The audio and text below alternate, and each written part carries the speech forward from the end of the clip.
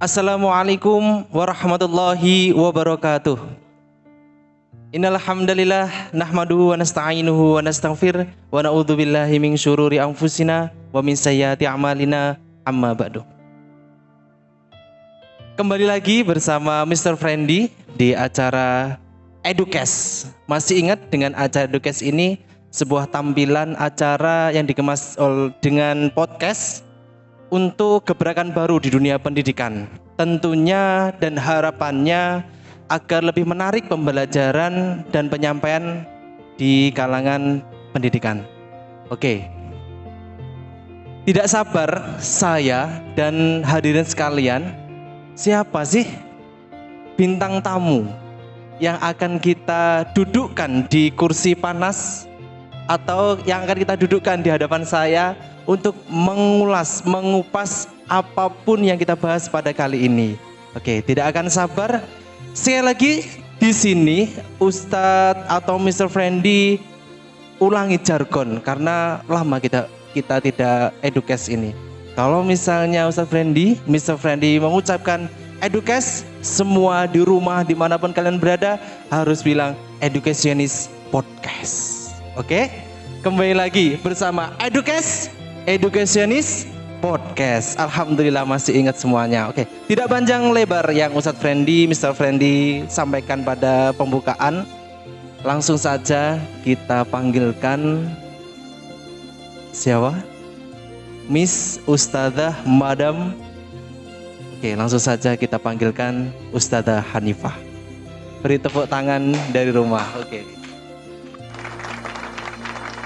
Silakan Ustadzah Hanifah mendampingi saya duduk di kursi panas. Alhamdulillah pada kesempatan hari ini kita mendatangkan saudara kita. Beliau asli Malang sebetulnya. Beliau asli Malang karena jauh-jauh dari Malang di masa PPKM ini ya kita harus sambut meriah beliau.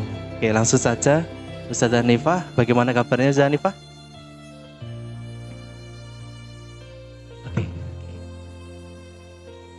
Oh iya, maskernya dibuka dulu. Alhamdulillah Ustazah sehat walafiat. Alhamdulillah, senyumnya merekah berarti sehat gitu. Hari ini kita mengadakan edukes.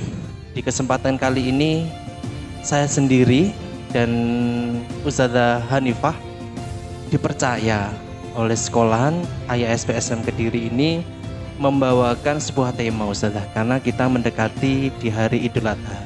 Oke, tentunya dengan topik Idul Adha juga kita akan membahas sejarahnya mungkin ya, hikmah dari perjuangan Nabi Ibrahim mungkin ya, ataupun amalan-amalan yang dilaksanakan pada hari Idul Adha atau di hari kurban seperti itu. Tidak panjang juga kita nanti bersua di hadapan anak-anak atau kalian yang hadir pada kesempatan hari ini, karena di edukes ini kita limit Ustaz ya. Kita limit insya Allah sekitar 15 atau 10 menit kita mengadakan edukes ini. Oke, langsung saja Ustaz. Pada tema hari ini di mendekati Idul Adha, apa sih sejarahnya? Mungkin kita akan mengupas dulu sejarah dari hari raya Idul Adha atau hari raya kurban. Monggo.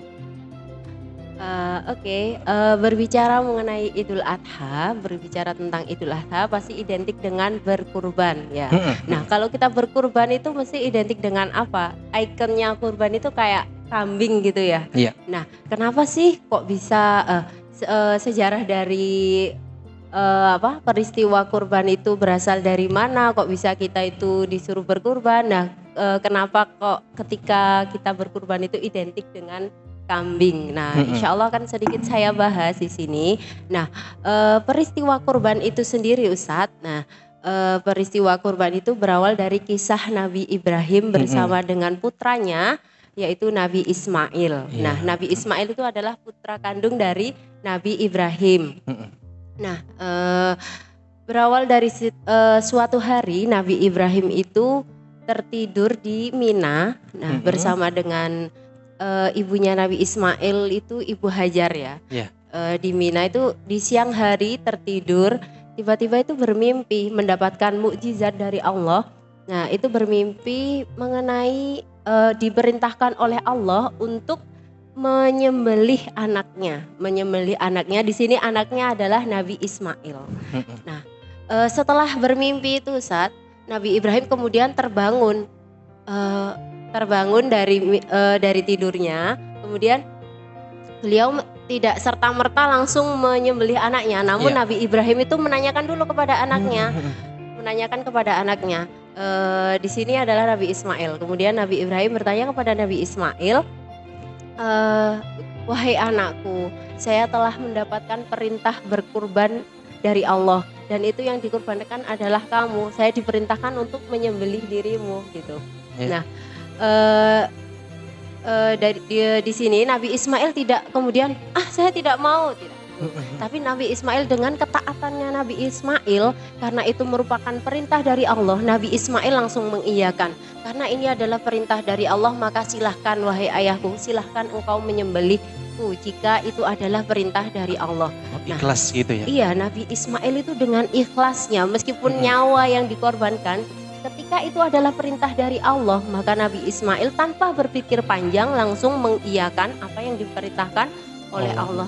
Nah, akhirnya kemudian setelah mendapat persetujuan dari Nabi Ismail, kemudian Nabi Ibrahim dan Nabi Ismail pergi ke suatu bukit di daerah Minas itu juga, pergi ke bukit. Nah, dengan membawa pisau yang sangat tajam. Pisaunya tadi sudah disiapkan yang sangat tajam, sehingga kenapa sih Nabi Ibrahim menyiapkan pisau yang sangat tajam? Karena ketika proses penyembelihannya itu biar tidak terlalu lama, biar cepat langsung, biar tidak sakit gitu ya. Iya, biar nggak merasakan sakit yang terlalu lama gitu. Sekali set langsung kayak gitu. Nah, ketika sudah sampai di bukit, Nabi Ismail kemudian dibaringkan dengan ditutup matanya itu ditutup dengan sebilah kain gitu. Nah, sebelum proses penyembelihannya itu, di situ Nabi Ibrahim sudah dikelilingi beberapa malaikat, dan malaikat itu mengucapkan takbir. Takbirnya itu takbir yang kayak kita mau sholat Idul Adha, Idul Fitri itu. Oh ya, Allahu Akbar. Iya, Allahu Akbar, Allahu Akbar. Nah, kayak gitu itu malaikat yang mengelilingi Nabi Ibrahim dan Nabi Ismail itu semuanya bertakbir. Nah, ketika pisau itu sudah terasa dingin menempel di leher Nabi Ismail, tiba-tiba apa yang terjadi? Nah, tiba-tiba Nabi Ibrahim mendengar suara domba. Seperti apa Ustaz suara domba? Gitu. Iya. Mohon maaf di sini. Apakah sepengetahuan ada kisah-kisah gitu ya kita membaca? Ketika menyembelih itu ada gangguan gitu? Iya, ketika ada gangguan. Misalnya Nabi Ibrahim ini kan perintah dari Allah. Juga dalam kisah juga disebutkan sepertinya penantian Nabi Ibrahim mendapatkan sebuah anak. Iya, betul sekali. Itu kan panjang sekali. Panjang, dan pengorbanan beliau itu sangat panjang. Penantiannya untuk anak untuk sampai Ismail. memiliki anak Nabi Ismail itu Nabi Ibrahim selama sekitar kurang lebih 86 tahun beliau menanti. Nah, gitu. Jadi di sini Allah itu tidak hanya menguji kesabaran Nabi Ibrahim juga, tapi Allah itu gini. Jadi Nabi Ibrahim itu selama 86 tahun menanti untuk memiliki anak. Nah, ketika sudah memiliki anak, oleh Allah diperintahkan untuk menyembelihnya. Bagaimana itu perasaannya ya kan? Sudah 86 tahun menanti untuk memiliki anak, ketika punya anak malah disuruh untuk menyembelih. Nah, di sini Nabi Ibrahim pun itu diperintahkan untuk mengorbankan apa yang dicintainya gitu loh. Jadi peristiwa kurban ini tuh untuk mengorbankan sesuatu yang dicintai. Nah, kita itu kayak Allah itu mau menunjukkan bahwa tidak boleh ada sesuatu yang lebih dicintai daripada Allah. Jadi yang patut kita cintai, yang paling kita cintai itu hanyalah Allah semata gitu. Jadi nah, dari sini ujian ini kan merupakan ujian dari Allah. Nah, Nabi Ibrahim itu sudah lulus ujian untuk mengorbankan anak yang itu tadi dicintai. Iya, tanpa ragu-ragu dengan sangat ikhlas Nabi Ibrahim mampu berani mengorbankan anaknya itu tadi. Nah, kita lanjut ya Ustadz. Oke. Nah, di situ proses Penyembelihan saat tadi. saat pisaunya sudah nempel ke leher Nabi Ismail itu. Nah, tiba-tiba terdengar suara domba tadi. Ternyata Nabi Ismail itu sudah berdiri di sampingnya Nabi Ibrahim dan kemudian posisi Nabi Ismail itu sudah digantikan oleh domba tadi. Nah, dan di sini Nabi Ibrahim itu kayak ya bahagia, maksudnya terharu. Ternyata Allah juga mewahyukan bahwasanya kamu telah lulus ujian. Sebenarnya aku hanya menguji kesabaranmu. Aku hanya menguji apakah engkau mencintai anakmu melebihi dari aku gitu. Akhirnya yang dikorbankan tadi tidak jadi Nabi Ismail melainkan diganti dengan domba tadi. Oke, luar biasa penjelasan dari sejarah kurban itu sendiri. Iya. Oke, terus apakah ketika menyembelih itu, ketika penyembelih itu ada waswisu syaitan nggak sih? Oh itu pasti Ustadz. Nah, Iya, setan itu akan selalu mengganggu, akan selalu mengganggu setiap manusia yang akan diuji oleh Allah. Itu gangguannya itu juga setan itu. Ada berkali-kali setelah bermimpi pun itu Nabi Ibrahim diganggu oleh setan. Maksudnya, apakah kamu akan menyembelih anakmu yang sudah kamu tunggu selama 86 tahun?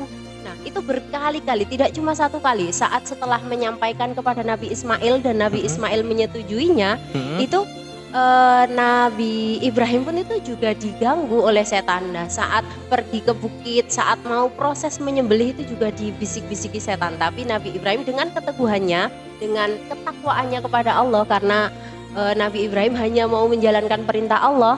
Nah, kayak kata tepat. Udah teguh pendiriannya. Saya tidak akan membatalkan saya tidak akan goyah. Saya harus mentaati perintah dari Allah walaupun itu berat. Ya, subhanallah, masya Allah. Dari kisah ini kita bisa belajar tentang mencintai ya sebetulnya. Mencintai Allah itu lebih dari segalanya. Lebih dari segalanya. Tidak boleh menempatkan Allah itu di tempat kedua, ketiga, tapi Allah itu harus yang di tempat pertama. Yang paling dicintai oleh manusia itu haruslah hanya Allah. Di sini saya juga belajar, Ustazah. Saya juga belajar, maka dengan berkali-kali kita mungkin mengadakan edukasi ini, insya Allah ada manfaatnya untuk khususnya untuk saya dan umumnya untuk semua yang mendengarkan podcast ini. Dari sejarah kurban itu tadi mungkin ada hikmah yang bisa dipetik untuk kita sebarkan di sini. Hikmahnya. Kurban sendiri itu memiliki beberapa hikmah atau pelajaran yang bisa kita petik mungkin ya dari ibrohnya dari kisah Nabi Ibrahim dan Nabi Ismail itu.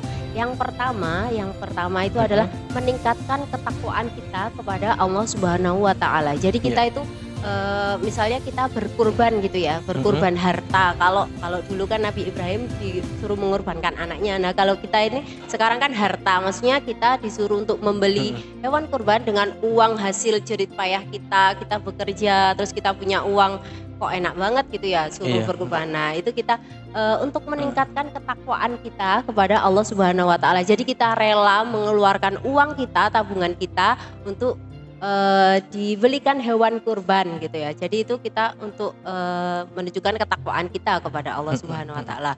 Kemudian yang kedua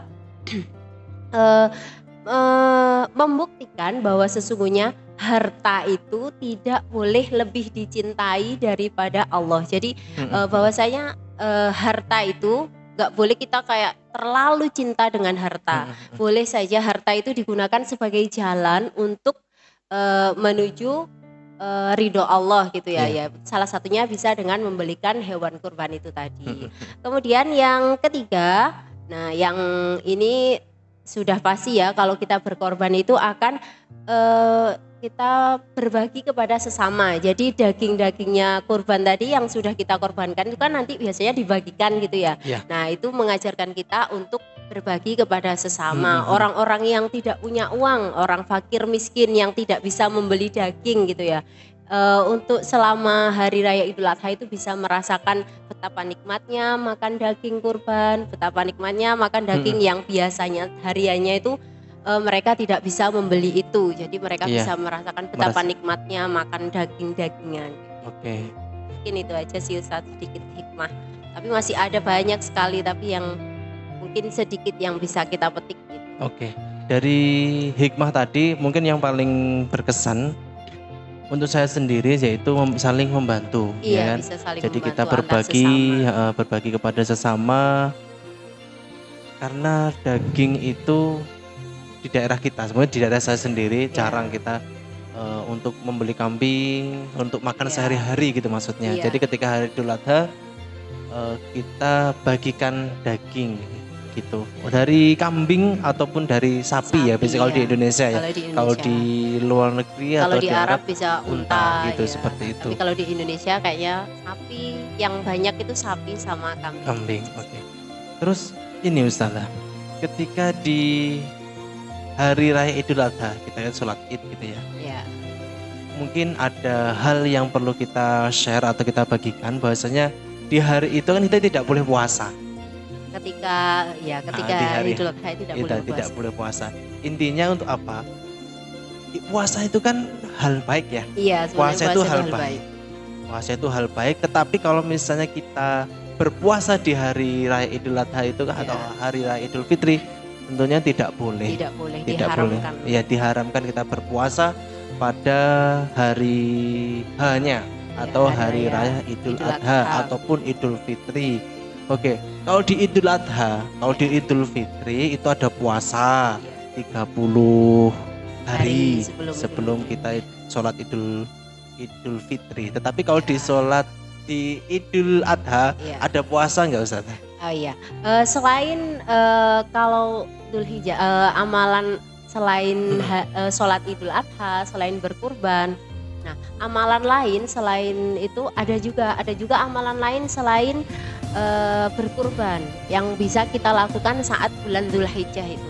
Di antaranya ada puasa tadi. Nah, kapan sih kita disunahkan puasa? Nah, kita bisa disunahkan puasa mulai tanggal 1 Dzulhijjah sampai tanggal 9 Dzulhijjah. Namun yang umum, yang orang yang paling disunahkan itu adalah ketika tanggal 8 dan 9 Dzulhijjah. Nah, tanggal 8 Dzulhijjah itu biasa disebut dengan puasa tarwiyah.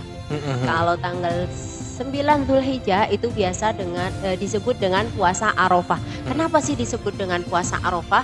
Karena pada saat itu juga itu kan musim haji ya. Nah, itu orang-orang yang haji itu sedang berwukuf di Arafah. Nah, makanya itu pada hari itu disebut hari Arafah dan puasanya disebut dengan puasa Arafah. Nah, selain berpuasa tadi ada lagi tadi ya sudah saya sebutkan ada amalan lagi yaitu haji. Nah, haji itu kan dilaksanakan juga pada bulan Dzulhijjah juga. Nah, selain haji ada lagi sholat Idul Adha itu sendiri. Nah, sholat Idul Adha itu dilaksanakan pada tanggal 10 Dzulhijjah itu. Nah, oke, selain itu, oh iya tadi ada yang kelupaan ya. Sebelum misalnya kita hari ini mau berkurban, nah kita itu disunahkan untuk tidak memotong kuku dan rambut kita. Nah, disunahkan untuk tidak memotong kuku dan rambut mulai tanggal 1 Dzulhijjah sampai hewan kita itu disembelih. Nah, ya, jadi buat kalian yang mau berkurban misalnya tahun depan kita diberikan rezeki untuk berkurban, nah kita disunahkan untuk tidak memotong kuku dan rambut kita mulai tanggal 1 Dzulhijjah sampai tanggal hewan kita itu sudah disembelih. Jadi amalannya tadi banyak sekali ya? Iya, ada banyak sekali tadi amalannya. Ada puasa, sholat Arafah dan tarwiyah. Iya, tarwiyah dan terus ada sholat Idul Adha, ada haji bagi yang mampu sama ya tidak memotong kuku bagi yang mau berkurban. Ada banyak sekali amalannya. Terus ada apa ya? Hikmah lagi nggak? Misalnya hikmah atau hal-hal penting yang harus kita bagikan ketika di Idul Adha ini? Yang harus kita apa?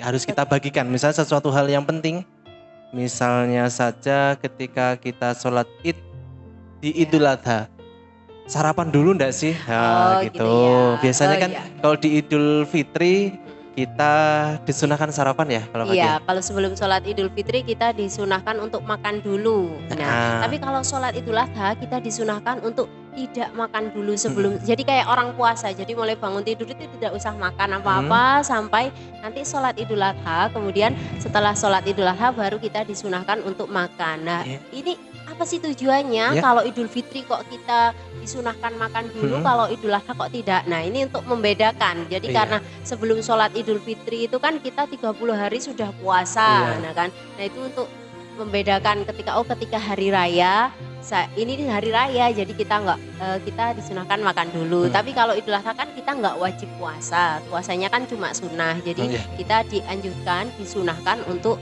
tidak makan dulu sebelum sholat Idul Adha. Seperti itu. Biasanya kalau biasanya di rumah itu setelah Idul Adha baru makan, ataupun makannya sedikit.